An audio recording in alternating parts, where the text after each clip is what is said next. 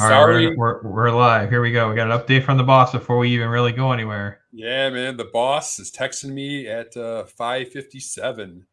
Sorry, can't make it tonight. I meant to text you back. I promise it will happen sooner than later. Oh, we got a promise that the boss could be with us at some point, so that's always Yeah, good to so know. we'll be Um, checking in with the boss in future episodes, see if he can Here we show up. are. It's us. Alex can't join us tonight. It'll be us running through some stories, and it's been a pretty good week, Bob. How are you doing, man? You doing okay?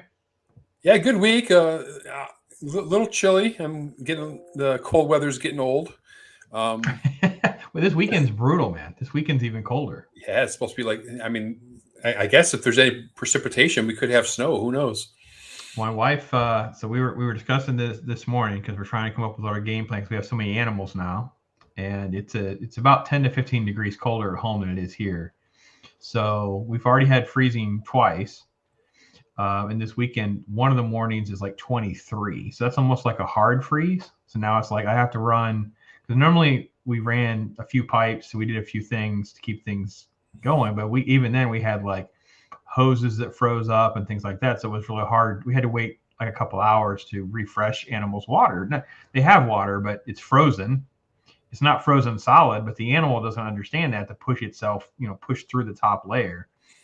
And of course, it's ice cold. So I guess she was telling me like the goats definitely won't drink it. She doesn't think the donkeys will. So I'm like, okay, well, what do we do? So yeah, we're trying to figure out livestock problems, man, and figure out how to bundle up all these animals. And here's the crazy part: she stresses herself out because we have two animals that are pregnant, and the goat is ready to burst, man. She could be giving kids any moment, so she's terrified it's going to happen in this freeze.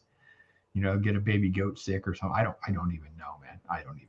So Bro, my wife's I don't, into I this don't, I don't stuff. know I don't know what's going on up there at Green Acres, man. Hey man, you got to make the trip sometime, man. You got to make the trip. It's a long haul, super long for you because you're in South Tampa, so it'll be even longer for you. But I don't know, it's a long haul. It's a lot of windshield time, but it's kind of like a sanctuary, man. It's like going on a retreat. So anyway, so that was going on. The news of the world is obviously crazy. Did get caught up on a lot of editing and videos, some clips over on YouTube, folks. If you're on there, trying to put them up there on the YouTube first before I share them everywhere to encourage folks to get over to YouTube, try to grow some of the numbers on all the different channels that we're doing. So that's been good. So I'm sure there are more national stories than this. And I know we've had COVID derangement stories for weeks now. So this isn't really, I don't even care. I'm not calling this COVID derangement syndrome. This is just freaking evil, man. And I want your take because maybe I'm overreacting, but this is the Boston Hospital story. Basically, they removed this guy from the heart transplant list because he's unvaxxed. So he's 31 years old, has two kids, kid on the way. His name is DJ Ferguson. He is in the hospital, been in the hospital since November. And they said that given the shortage of available organs, we do everything we can to ensure a patient who receives a transplanted organ has the greatest chance of survival. And then it says that they require the COVID vaccine, lifestyle behaviors, those kinds of things.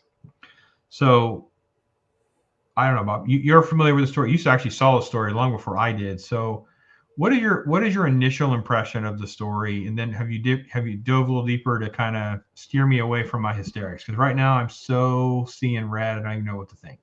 No, I am also. I think they're trying to treat it as if you're a lung transplant recipient, you can't be smoking cigarettes, right? If you're a liver transplant recipient, you can't still be drinking the sauce. I guess that's how they're looking at it. However, listening or reading some of the quotes from his wife, it sounds like he's already got issues with a large heart, and the vaccine. Her concern is the vaccine could cause damage to her heart or to his heart, and maybe even prior to the surgery. At least that's what I remember. And Yeah, I have the quote here from the mom. The mom says he's had intermittent heart issues, so that's why he's informed against vaccine. He also knew that traditionally vaccines took years to be approved. So he was just like, he was a little hesitant, But obviously, and there has been extremely rare reporting on heart issues. The dad basically reiterated the same thing, talks about, he's fighting courageously and those kinds of things. The thing that even made it worse is we have health professionals double down in on this. So this was Dr. Arthur Kaplan. He's the head of medicine over at NYU. No, he's not. Grossman's. Go ahead. No, that's the bioethicist we talked about last week. Yeah. He had no problem jumping right in again this week.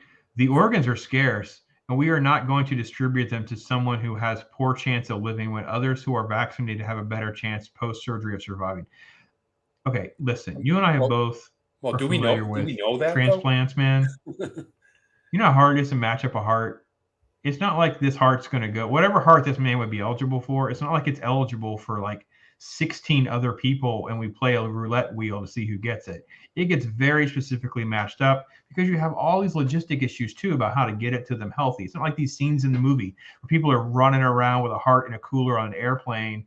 Listen, Leslie Nielsen and Kareem Abdul-Jabbar give you updates on when your plane's going to land.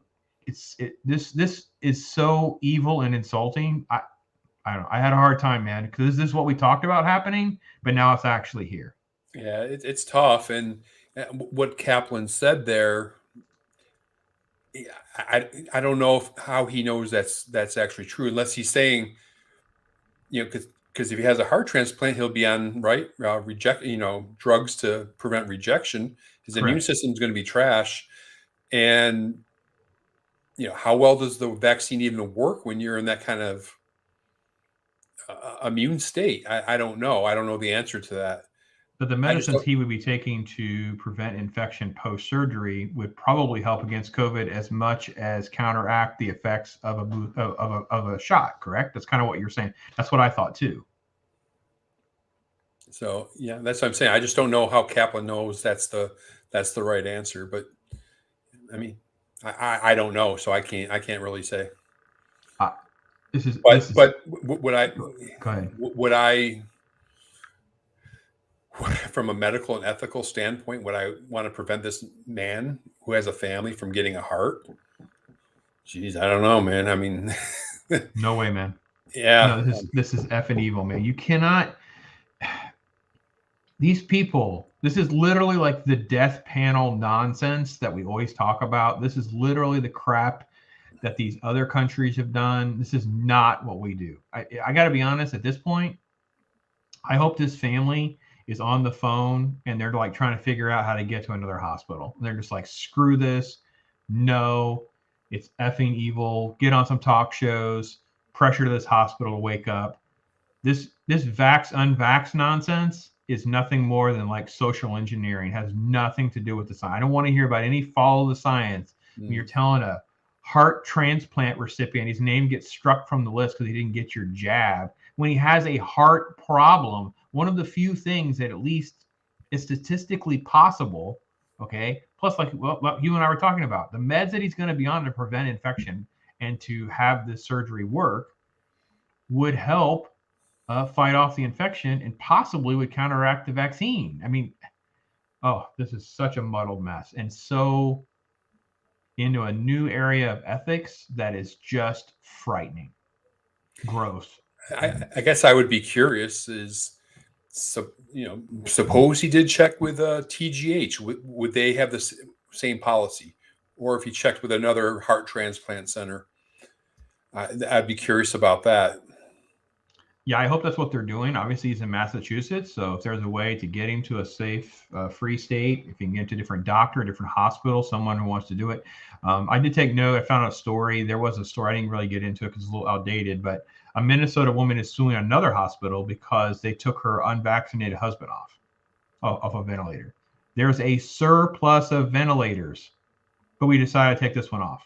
And it's like, it's like, we talked about this starting in other countries, and then here we talked about rolling back, not happening. We talked about Dr. Kaplan last week, some of the crazy nonsense this man has been saying. And here he is quoted in this top headline breaking news story about this poor man who's a father who may not get to see his third kid. I don't know where he is on the list to get a transplant. Obviously, the matches and things like that makes this logistically hard to totally understand, but Yeah, man, this was. And if you do get back on the list, are you starting from scratch? How does that work? Again, I'm not going to pretend that I know, but I do know that it is difficult to have a match. So let's say you have the next 10 people, or basically, no, I don't think it's really how it works. I think it's more like you put in the parameters of what you have, and then it pulls up a match, and then you get into the next phase of criteria, which is like, can you get the surgeries and the logistics right? And then usually that whittles it down to such a small number of recipients that you don't have to make these type of calls. That's what I understand. Now, that could be wrong. We're in a COVID area, so that can maybe be different now.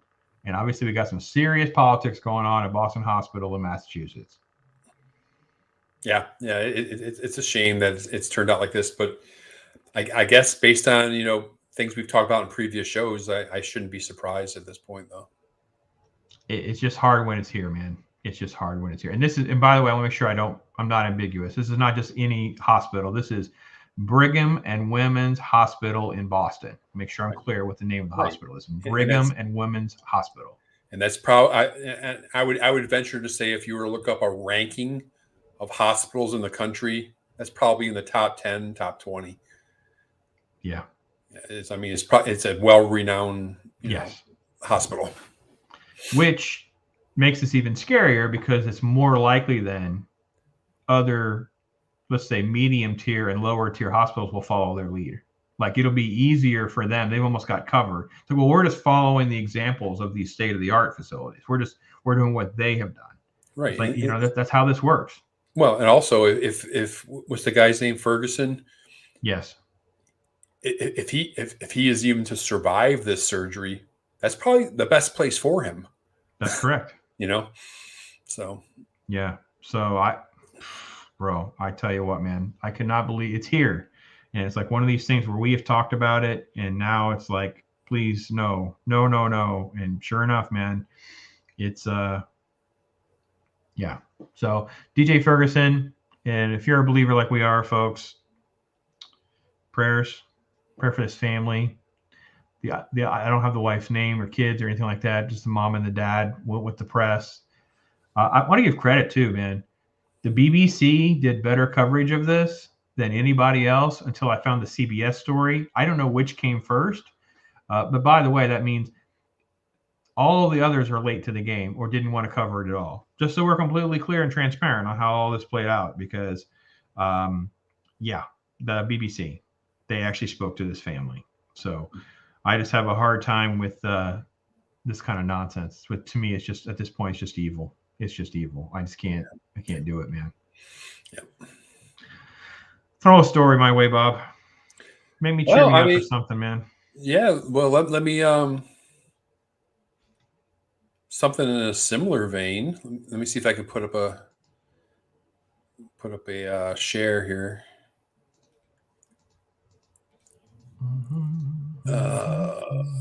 Here we go, man. I don't know if you saw this, but this was a pretty hot story the other day. All right. Well, Neil Young. Yeah. What was this story all about? I saw this pop up, but I didn't spend any time looking at it. What is the deal? Basically, he's saying Spotify, either Joe Rogan or Neil Young. It can't be both, because he's calling out Joe Rogan for spreading vaccine misinformation. And all right. So Spotify's not doing it. He's doing it. He's pulling his stuff. Right. Okay. He's like one or the other, but it can't be both. Yeah. Gotcha. Yeah. So I thought that was kind of interesting. And I don't think Spotify is going to budge, considering Joe Rogan gets, how many gazillion downloads, a month. And let's throw everybody in here.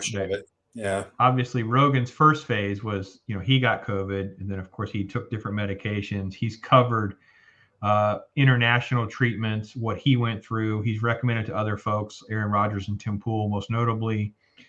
They reached out, like, what did you do? Who did you talk to? Who were the doctors that you talked to? These are the kind of conversations he had. And then most recently, new gasoline went on this fire because he spoke to Dr. Malone, who's now been banned from Twitter who also stoked the fire because he also publicly released like a screenshot and information regarding some of the treatments in India, where you have a whole village were given basically like a brown bag of treatments, which included ivermectin. So, of course, all these people that are anti-ivermectin have spoken out against that. So Neil Young is basically just taking the ultimate of virtue signal, throwing his name behind all of the Joe Rogan protests and asking Spotify to. I don't know how that works with music, so I would assume it's the same as it is with Rogan. They pay the rights for songs, maybe for every play or download, they pay Neil Young, quarter, nickels, whatever the pennies are. And that's how they, you're basically getting a license to play the music like you would on like a radio or something like that. What I didn't know that you're sharing is that I didn't know this came from Neil Young. I thought it was like, I thought there was something else behind it, I guess, when I first read it. And it's interesting because I think that several years ago, Neil Young asked Spotify, wanted to remove all his material from Spotify. I don't know, 2018, 2019, something like that, because he didn't like the sound. But then he realized, man, I'm missing out a lot because Spotify is huge, and he put it back. So yeah, and it was funny on Twitter. Of course, all the Twitter people were like, "Rah rah, Neil Young," and then they were taking jabs at Eric Clapton because Eric Clapton came out, I don't know, a month ago, with a lot of anti-vaccine statements and stuff like that. So Eric Clapton, Van Morrison, some of those guys, they're horrible people now, and Neil Young is on the pedestal. I know they have this little thing in quotes there. Can you actually read the actual quote that Neil Young actually said so I can have it? I wanted to hear you read. Yeah, there. Go through and see if you have the actual quote of what he's actually saying. What, right here? I don't know. What does that say? Or right in there. What are they actually saying there? What is Neil Young's actual quote? Well, here we go. It says, let's see. He says, I am doing this because Spotify is spreading fake information about vaccines, potentially causing death to those who believe the disinformation being spread by them. Please act on this immediately today and keep me informed on the time schedule. I want you to let Spotify know immediately today that I want all my music off their platform. They can have Joe Rogan or Young, not both. Wow. All right. Yeah. So we got like Yosemite sand, man, drawing lines in the sand now. Yeah. But that I picked up on that on Twitter a couple of days ago. It was like one of the things that were trending. And of course, when I see Neil Young trending, the first thing I was thinking, so I checked it out. You fear that he's passed away because that's why most people end up trending. Yeah, right. So, but that's what it was. I'm saying, interesting. And, it's kind of funny. What was trending over the weekend was throw Rogan. Oh, okay. Did you hear about that? You know what that meant? That's one of the nicknames. Throw him off Spotify. No, bro. That's one of the nicknames they gave the Green Bay Packers quarterback. I can't think of his name. Aaron Rodgers? Aaron Rodgers. Throw Rogan. Yeah. Oh, okay. They gave him all kinds of nicknames, but that was what was trending. Well, the Packers lost, right? So they were right. So everybody on Twitter was fired up about it. Yeah. Yeah. So they're all piling on all that. So yeah.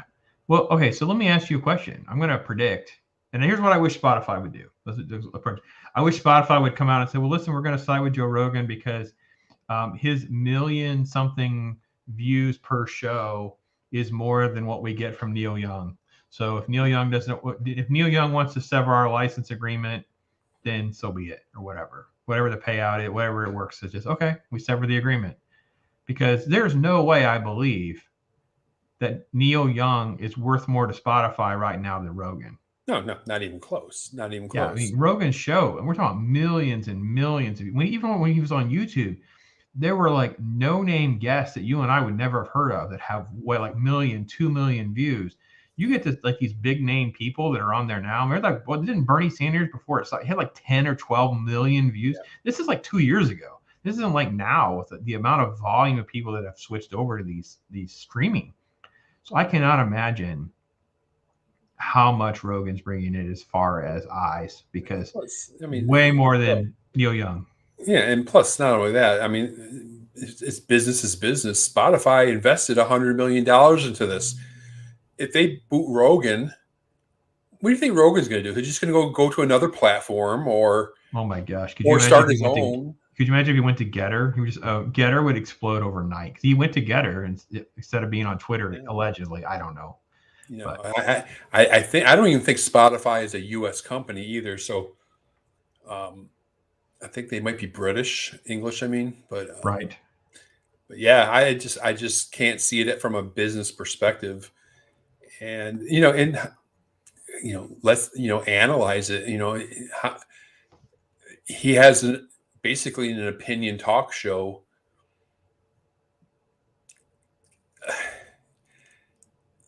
How are you allowed to how can you have an opinion talk show without having stuff that people are going to not disagree with you on? So they'll just tag everything misinformation, disinformation. You could do that with any opinion talk show. And that's how everything is getting on all of these channels and shows, and that's why everyone's turning to the streaming services, YouTube, podcasts, and things like that, because I don't care. I don't want to hear. And literally, it's like there have been these incredible montages, and they're always hard to find after the fact. But when they first happen, you can get them, like Gravy on and Newsbusters will put them out, and it'll be a montage of like 20 journalists using the exact same phrase to describe something. So for me, one of the first times it ever happened, I don't know if you remember this or not, it was gravitas. Gravitas was never in our lexicon. And then like overnight, they were covering one story, and there was this montage put together where you had all of them using this term gravitas. Like a memo went around to all of them in the same day. And this happens pretty regularly, but every now and again you get one that's sort of like, I don't want to say viral, but sort of like it's almost like the meme. It becomes everywhere. That's pretty much how they are with all their shows. Once you know what their talking points are going to be, it's all the same crap.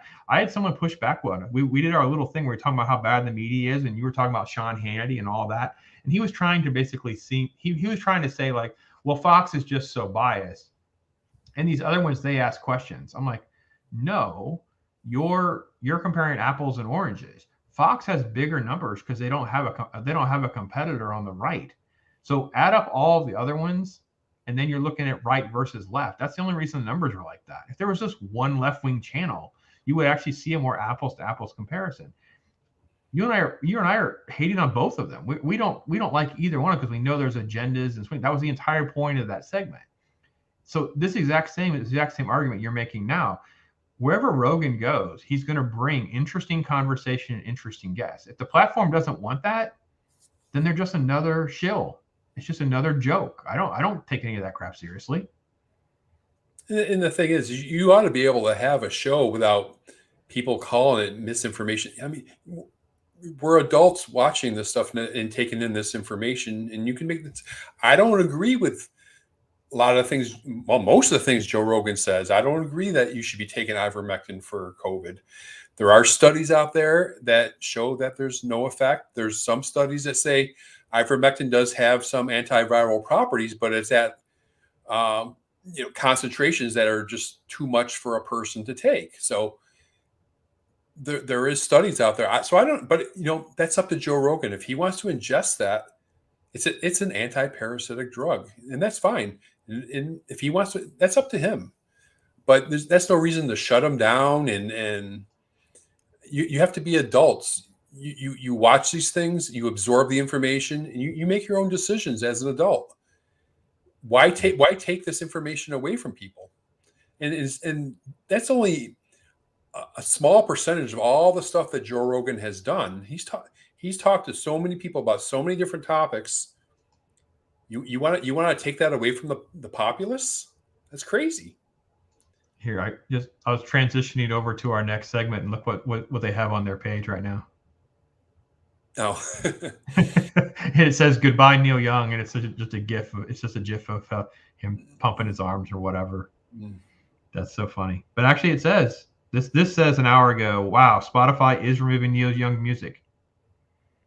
Oh, okay. So Rogan's just laughing in their little meme. Now, again, I can only go by what they said. I have not fact checked that. It does sound. Oh, I'm sorry. I do have an alert on the right on Twitter. Spotify removing Neil Young music after Rogan ultimatum. That's Hollywood Reporter. So Right. they're legit. So that means Rogan won.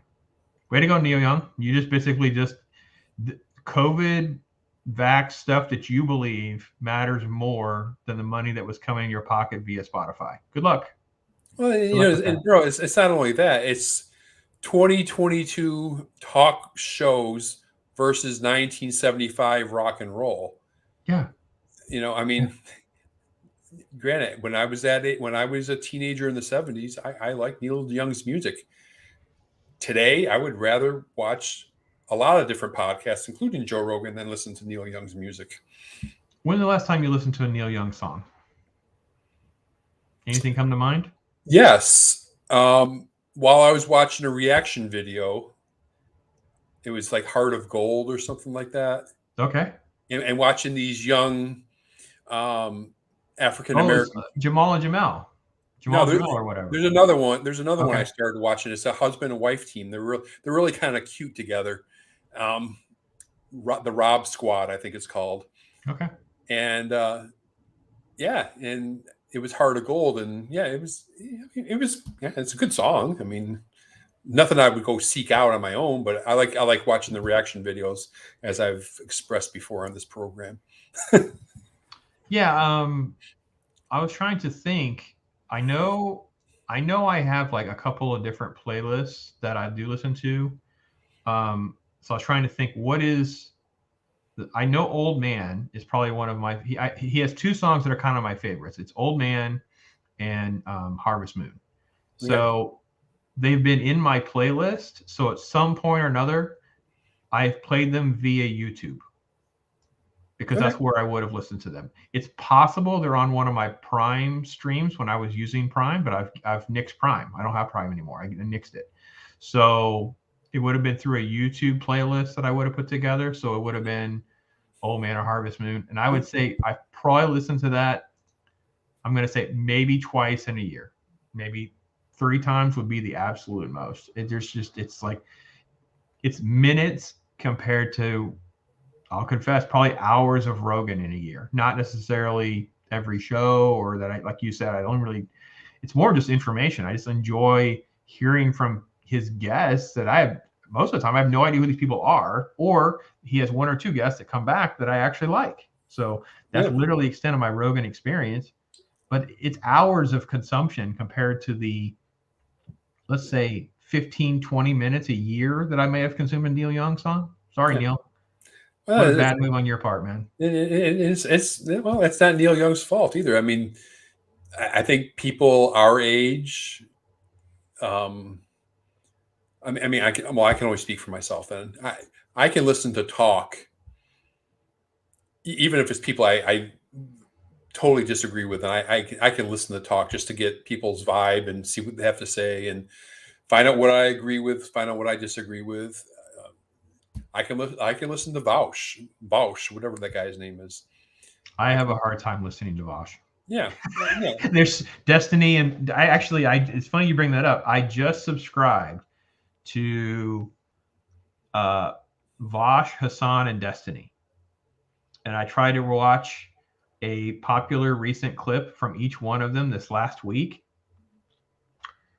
I think I got through more of Hassan's because he was so stupid and inflammatory. But I couldn't get through any Vaush, and I definitely couldn't get it. Destiny was just wrong. Like it was like crazy communist wrong. Like it was just, I'm just not interested. It was just, I don't know. He's supposed to be the more moderate of the 3, and it was like whatever his take was at that moment, I'm like, no, you're crazy authoritarian. So it's funny you say that. But no, I don't mind listening to them. It's just, all right, I'll try it out. But I subscribe so I can see what pops up next and see if I definitely don't have a problem. But I think your point is modern 2021, liberals are few and far between. Leftists do not want that dissent in their world. I don't know. Have you had a personal experience with that? Because I have a personal friend who basically told me to stop posting on their wall. No, I haven't had that issue, but I don't. Yeah, I don't really do that anyway. So yeah, I kid you not. And it was actually, I think it was something pretty benign. They posted a story, and I think within like a day, and I basically, I just put a little comment. I think this has been disproved. And I was trying to say, in case you want to take this down, this is wrong. It's not, it wasn't like an opinion, like we're going to debate the facts of the story. This has been disproved. Like he was posting a story that turned out not to be true. And it was like, I got the private message, can you please not post on my thing? I'm not putting this up there for debate and discussion and whatever. It was like, oh, geez. And that was kind of before this epidemic of safe space and, you know, the YouTube warnings and all that nonsense. Yeah, this is way before all that. So, yeah. All right. Anyway, so we have to go to one of my favorites, the libs on TikTok. So the libs on TikTok continue to impress. This is a screenshot they tweeted out about a course at the University of Kansas. I can't really make it a whole lot bigger. The course is WGSS 365, Angry White Man Studies. Aren't you ready to find out about this course, Bob, so you can learn about angry white men? I'm reading the description right now. Yes, undergraduate, a 3-credit course, lecture and discussion. It's the College of Liberal Arts and Science. You know it's going to be unbiased then. It's part of Women, Gender, and Sexuality Studies. You know, we offered all 3 semesters, which means during the summer. And then it has a couple of like course attributes. The course charts the rise of, quote, angry white male in America and Britain since the 1950s, exploring the deeper sources of this emotional state while evaluating recent manifestations of male anger. Employing interdisciplinary perspectives, this course examines how both dominant and subordinate masculinities are represented and experienced in cultures undergoing periods of rapid change connected to modernity, as well as rights-based movements of women, people of color, homosexuals, and trans individuals. Wow. Well, first impression? I guess for parents' sake, if I was a parent, I would hope that that's an elective and not a required course. Diversity is required. There's a diversity that they have to take. Okay, well, so I don't know where this would if this would count as their diversity credit, but that started, I believe, at the end of my daughter, who was a little bit behind your daughter. She was my youngest to go through the system in college, and I don't know if anything else has been changed. So yeah, if anybody's watching this, if you want to leave a comment, let me know. I would love to get an update on what is required at the university level. In that regard. So yeah, University of Kansas, Angry White Male Studies course is now in the works, at least for now. We'll see how that plays out. Yeah, man, good stuff. Good stuff. I mean, that's just definitely what people that are trying to get skills to seek out, you know, good employment. That's exactly the kind of class they need. All right, I want to try to share this. I'm not sure this one will pop up for us. We'll see. Let's get this one going. All right, let's see if we can see it. Let's make it small so we're good. All right, and we play a little bit, see if you can hear it. So I'm not allowed. I can't hear it, so I know you can't hear it. I can hear it. You can hear it? Yeah. I'm not able to hear it. That's a problem. Let me turn it up. As trans and non-binary at school. Do not come up in my comments saying that I am allowed. I cannot hear it. I don't know why. I live in Louisiana and it sucks here. So I know this person is trying to make a statement, and they are a teacher, and they're going through their list of all of their attributes here and things that they do on purpose to antagonize people. That's what I know. This is to be as obnoxiously queer as possible. So I've got my rainbow hair with discussing their rainbow and leopard hair. My rainbow glasses. And their glasses. Sometimes I wear pins too with various. And they're talking about wearing pins. Things on them. I don't have any today. I just have my COVID sticker. I wear things that do not match at all. What are they talking about there? Basically, my goal is to. Yeah, the teacher, Bob. Well, I want to know what her goal was. Why did it stop? All right, let's keep going. To look like a unicorn threw me up. If I can't do that, what's the point? Well, the point is you should be in school teaching people math, reading, and science and history, not worrying about setting some trans-binary example or whatever she's trying to do. I don't get it. Poison, bro. Poison. The last one on here that I'll go ahead and point to, it's not one that's got audio, so I'm having my technical difficulties tonight. The school in Colorado, which hosted a vaccine clinic during school hours, allowed minors to get the vaccine without a parent, announced today they will no longer be hosting the vaccine clinic. Is that a legal thing for them to do? I mean, I guess there's all sorts of crazy things these schools are doing without parental rights, but I don't know, giving your kid a shot. I mean, wow, that's... Yeah, well yeah. That goes up there with a lot of different things that they're letting children do without parental consent these days. So, yeah, I mean, I know there's a lot of protection of like they want to be able to talk to kids about their gender identity, talk about abortion, doing all these different kinds of things without any parental notice or anything like that. So I guess we really shouldn't be shocked you're going to try to give your kid the jab. So, all right, Bob, there we go. Libs on TikTok and teaching update from schools, and it's no irony that we're finding crazy everywhere we turn. So, yeah, I can live without that nonsense. So,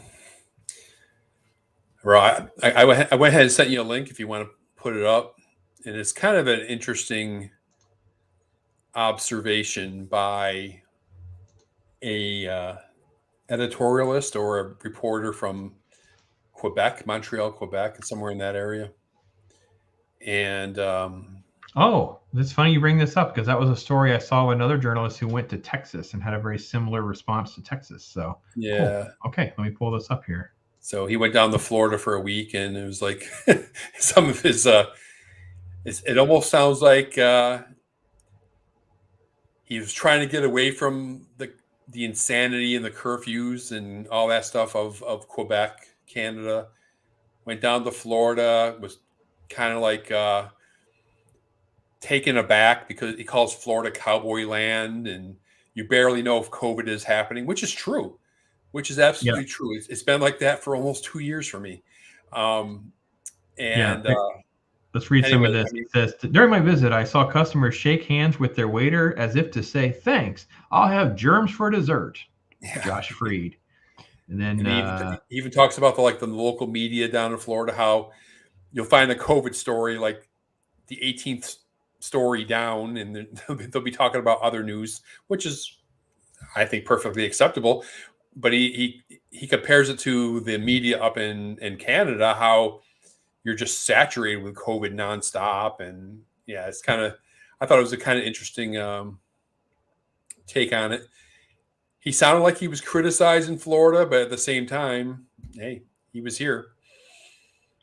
You can see in the media too, in Quebec, COVID totally dominates the news because there's almost nothing else happening. In Florida, it's the reverse. I checked the prestigious. Oh boy, Josh.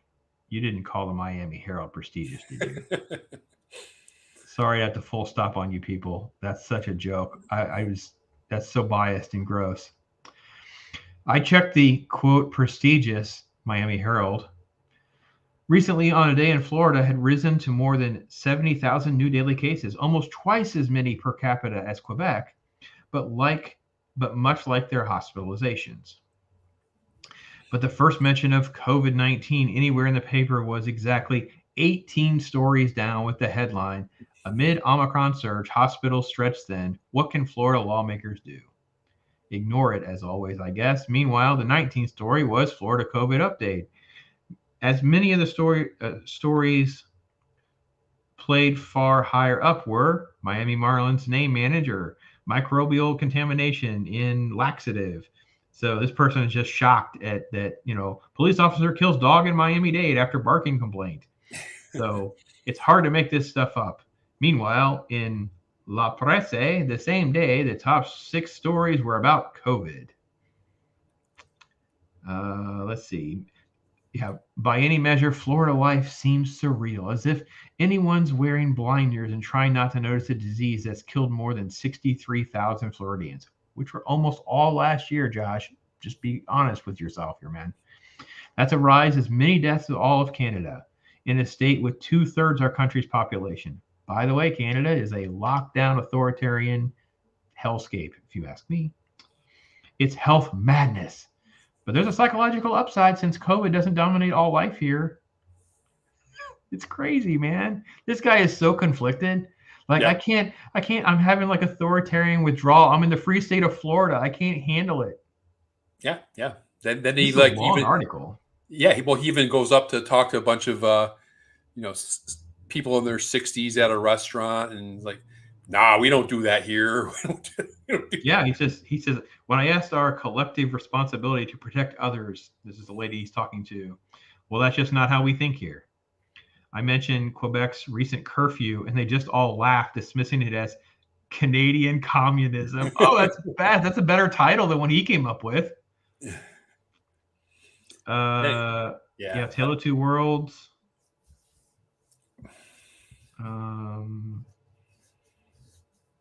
To fly home, we needed a PCR test. Hey, he had to take a PCR test to go back to Canada? Yes, you do. But no, continue reading that, bro. Continue reading these last paragraphs. It's important. Okay, yeah, let's go here. To fly home, we needed a COVID PCR test, almost impossible to come by in Montreal, with lineups hours long at many hospitals. Consequently, the Quebec government won't allow anyone but the very sick to take them, while travelers must go to private clinics and pay perhaps $200. Meanwhile, every Florida pharmacy does a free PCR test, even for traveling foreigners. It seems bizarre in a country with no universal Medicare, where people are often bankrupted by medical bills. But when we went for our free test at a pharmacy, there were a dozen people waiting, all wearing masks, the only place I'd seen them all week.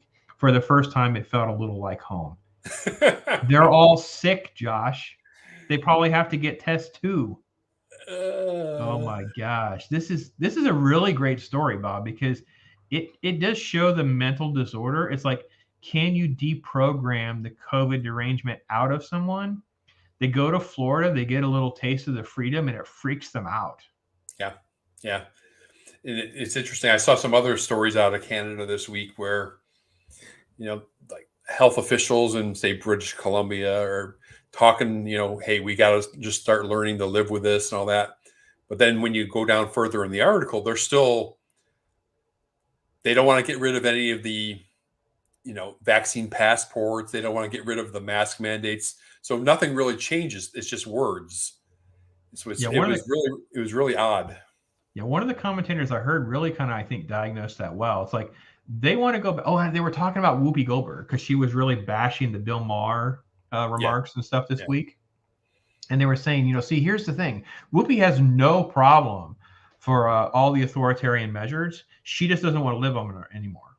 Like, she's had COVID. All the stuff she didn't work. She went to the altar of the cult, but still got the Omicron. But she thinks all the authority measures still need to happen.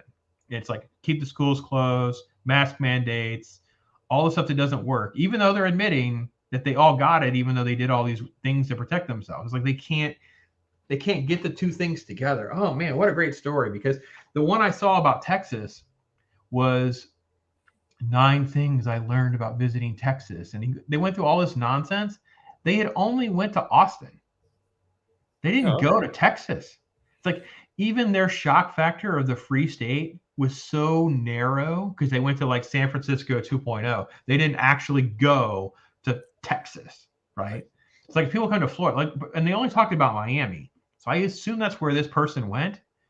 Miami has been like the epicenter of, first off, in Florida, statistically, the 3 counties down there are usually at least a third, if not a half, of all of our COVID in the rest of the state. So he went to the area that is probably the most laxed. If you were going to like Ocala, man, he would have been mocked. He probably wouldn't have laughed. If you started like conversations the way he did, people would have just ignored him. But he starts up conversations about curfews and nonsense. Oh yeah, they would be like, no, you need to go back to Canada right now.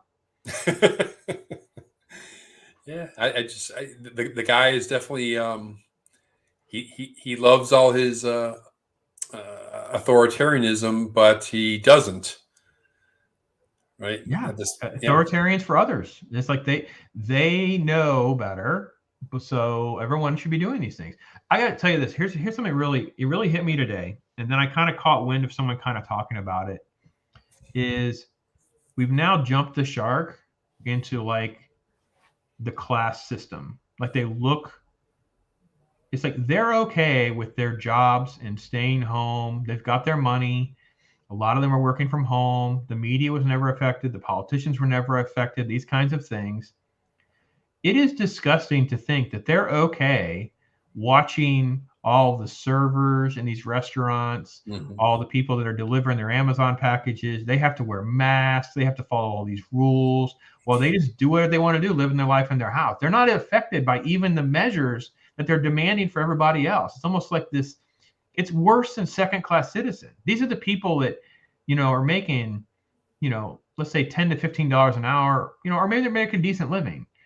They don't have a problem oppressing those people and putting them through hell on wheels, doing their jobs and making a living. Well, they just get on their computer and earn their money. Go to their TV. I've been saying that since we first started the show back in early 2020. It's like, you got these, Mika Brzezinski and Joe Scarborough making $8 million a pop, and they're fine. They can continue working, but everybody else has to be locked down or confined to their homes. Or just the one lady on The View, and I don't remember their name, but she said the same thing about, I'm not sure I can ever feel comfortable with people without masks on. And when the camera cuts again, they don't have masks on. And I'm like, the intellectual dishonesty and the delusion of the world that they've created for themselves, it's I don't know how we can get through to them. This guy that wrote this article, Josh, if you're listening, you can feel free to come back to the free state of Florida all you want, just as long as you don't vote here, because we do not want all of your draconian authoritarian nonsense. We're doing just fine. And I know you see all these crazy numbers because we have a whole lot of people here. And we've been living life, so everybody gets it. And we don't have is a really, really high death per million rate or anything like that. So you need to look at the stats a little differently and realize how much of your freedom have you been giving up. That's all. Ask yourself. Hey, bro, let me quick. I gotta get going pretty soon. I want to just quickly show you a tweet. Okay. From I think it's an infectious disease doctor on Twitter. These people are just off the charts, man. Let me bring that puppy up. This is what a physician, and I believe an infectious disease physician, I have to look it up real quick, but this is what she's tweeting. This sense of impending doom is just getting worse and worse. I mean, really? Doctor? Yes. I'm like, seriously, that's what you're tweeting? And it's interesting because I know it.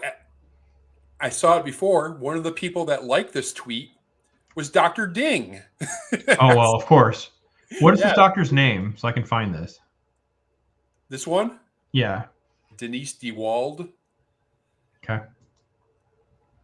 What doom are they talking about? Who knows? But she's on there. She's on Twitter. She's one of the ones I like to follow now because she's so nuts. And at the same time, she's talking about how we need to protect. She's willing to. Oh, I got it. Send all the military to Ukraine to protect them from the Russians, and I mean, she's just. I don't know what to say, bro. Oh man, I really wanted Snicker to join us to go on to a rant about the Ukrainian nonsense, but we're not going to get to that. So I will make sure we do a little bit on the Denise DeWald, because what the heck are these people talking about, bro? You're not on Twitter nearly enough, man. I'm not on these people's Twitters. I'm going to be now. I'm going to follow them now. But here's the problem too: is I can't just share it without asking them the question directly, because I like tweeting at them. All right, I have to go on one last rant before we close. Yes, sir.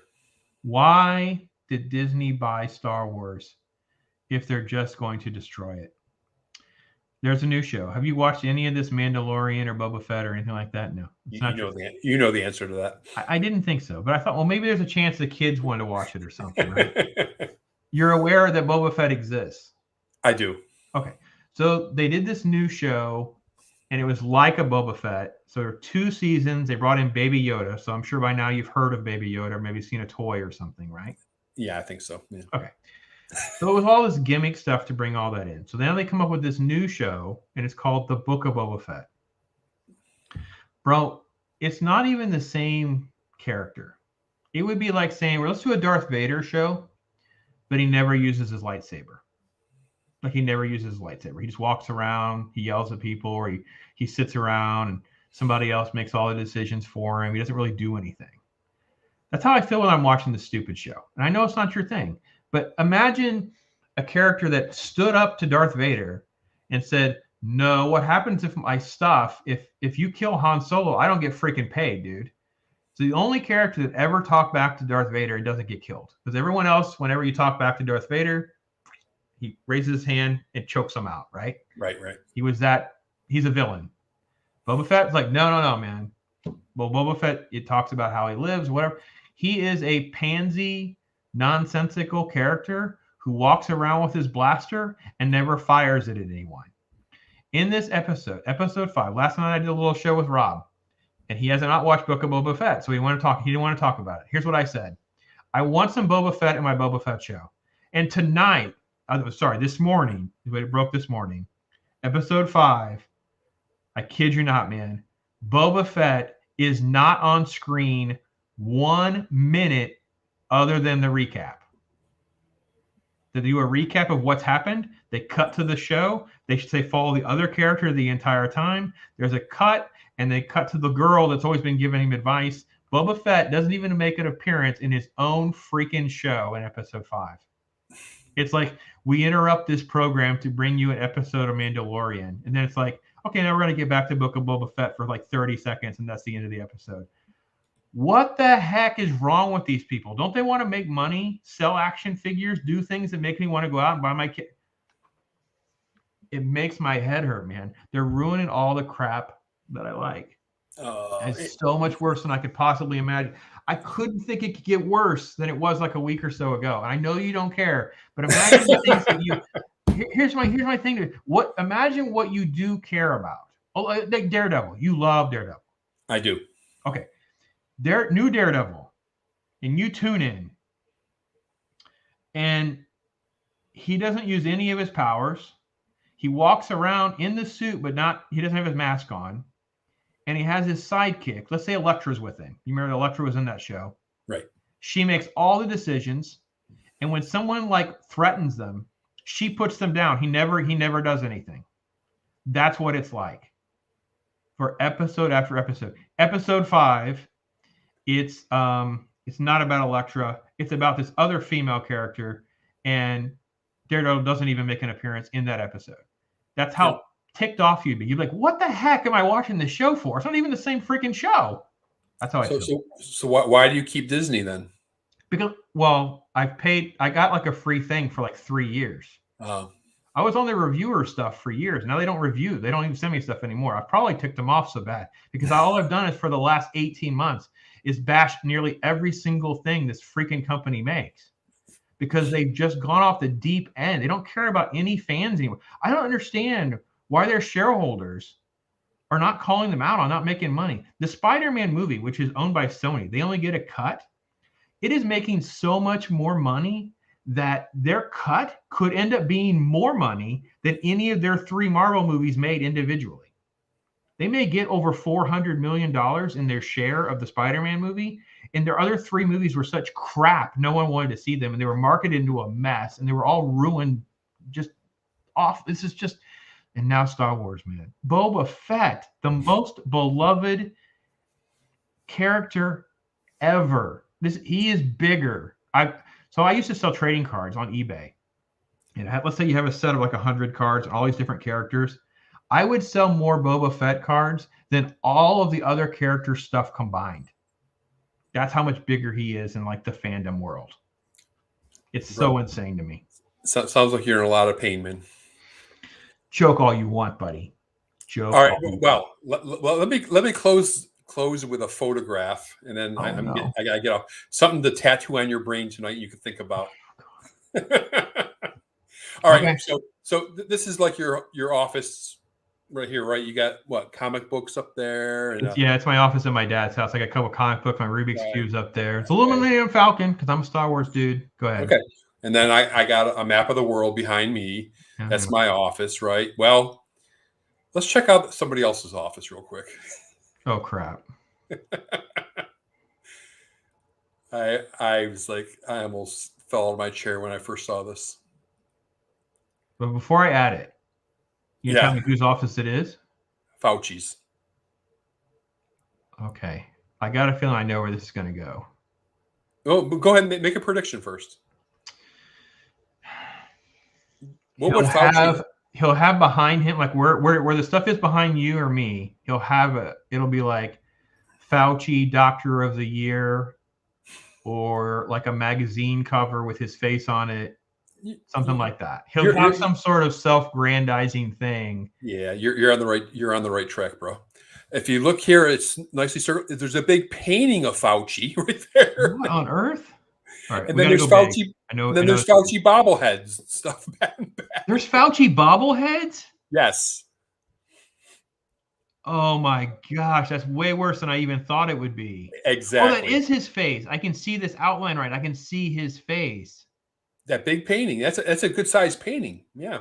That's a massive Okay, to make this even worse than what we're discussing, notice his point of view. His point of view is he's looking at this screen to see a picture of himself. He's always looking at a picture of himself. The only thing that would be more narcissistic is if he's looking at a mirror. That is incredible. I've never seen this. It is off the charts, man. I'm like, what is wrong with this guy? You're telling me those are bobbleheads on his desk? At least one of them, I think I saw one bobblehead. Yeah. And oh my gosh. And I got to see there's other pictures of his office, because that is crazy worse than I thought it was. I've never really put any credence. I mean, I've kind of made jokes about it being that way, but I never really thought it would be. Yeah, I mean, he's a real narcissist. There's no question about it. Yeah, this one's a little bit closer up. Let me see if I can share it. It may be the one you have. This is the New York Post. See if it'll share a little better.